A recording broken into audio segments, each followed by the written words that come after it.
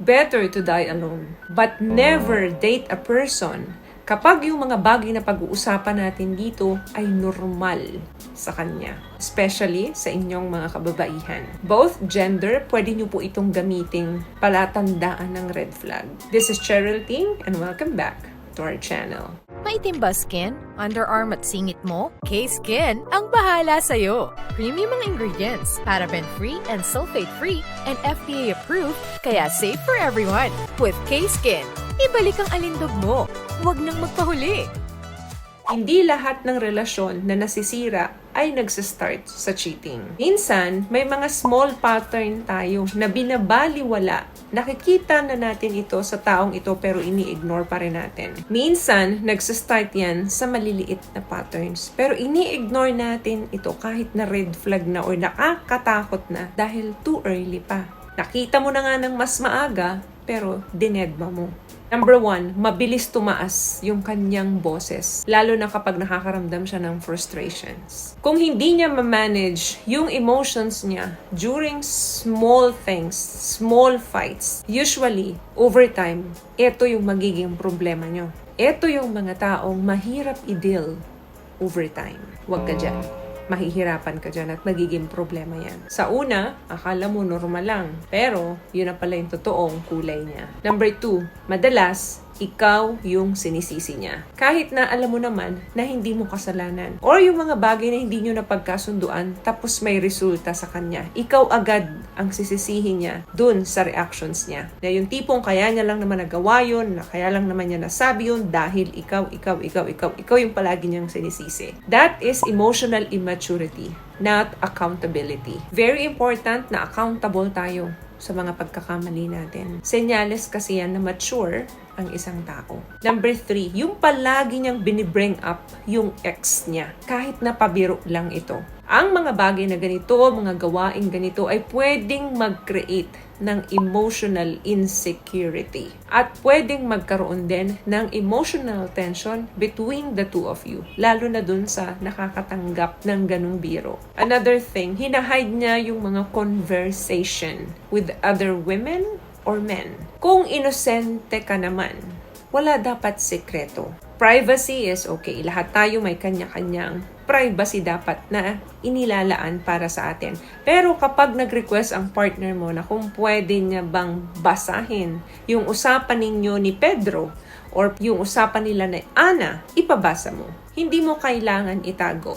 Yung sikreto, hindi yan necessary sa relasyon. Privacy is okay, but secrecy or lihim is not. Another thing, he dismisses your emotions. Binabaliwala niya yung emosyon mo. Nagsasabi ka na nga, pero wala siyang pakialam. Hindi ibig sabihin na tahimik siya ay kalmado siya. Minsan, tahimik siya dahil wala siyang pakialam. Then, every time you express yourself, sinasabi niya na masyado ka namang emosyonal, masyado ka namang madrama, ang OA mo. Way niya yun to avoid responsibility. It's really important na kailangan pakinggan mo yung partner mo. Kasi pag ikaw naman ang nangailangan ng pakikinig niya at ginawa niya sa iyo yung ginagawa mo sa kanya, ganun din ang mararamdaman mo. Hindi magandang pakiramdam yon.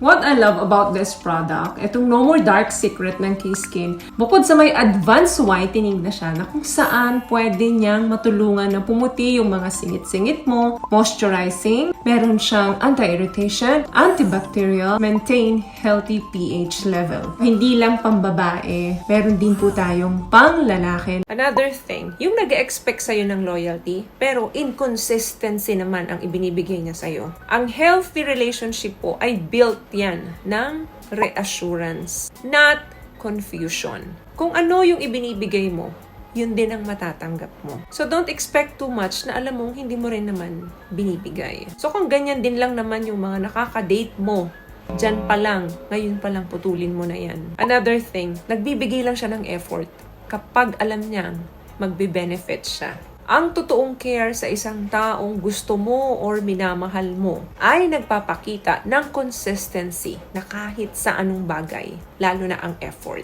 Hindi lang kapag convenient sa kanya at komportable sa kanya. Yung tipong sweet lang kapag may kailangan. Yung tipong andyan lang kasi alam niyang magbe-benefit siya Tapos sa oras ng struggle mo, hindi mo naman siya nararamdaman. Another thing, madalas gumagamit siya ng silence para i-punish ka niya. Yung ini-ignore ka madalas instead of communicating with you. Yan po ay nagkikreate ng distance at hindi solution. Another thing, madalas nag-a-act siya na single ko na siya. Yung alam mo kayo alam mo may special na namamagitan sa inyo. Pero bakit single siya gumalaw? Single ang pinapaalam niya dun sa mga kaibigan niya, sa family niya, pero alam niyong may kayo. Ang commitment po, dapat nire-respeto. Binibigyan ng clarity, binibigyan ng respect and intentional behavior. Hindi kung ano lang yung trip-trip mo sa buhay. Yun lang yung ibibigay mo. Bare minimum lang yung kaya mong ibigay. And last one, nag-expect siya na palagi mo siyang iintindihin. Habang ang kaya niya lang i-offer sa'yo ay konti or wala. Konting-konting time, konting-konting attention, at konting-konting pagmamahal. Tapos ang gusto niya, i-understand mo siya, intindihin mo siya all throughout. That is only one-sided relationship. Wala ka sa relasyon kapag ganyan. Alam niyo po, kapag madalas nating ini-ignore yung mga red flags, eventually, questionin mo your own worth. Ano ba talaga yung value mo? May value ka ba? Ano ba yung worth mo? May worth ka ba? So better to pay attention early to avoid emotional damage later. So, may nakuha ka bang tips sa mga napag-usapan natin ngayon? At kung nagustuhan mo ang ating video, please give it a thumbs up, comment down below. Thank you for subscribing and thank you for sharing this video. Once again, palagi po kayong mag-iingat at palagi po kayong manalangin. Always love yourself and be a blessing. Bye!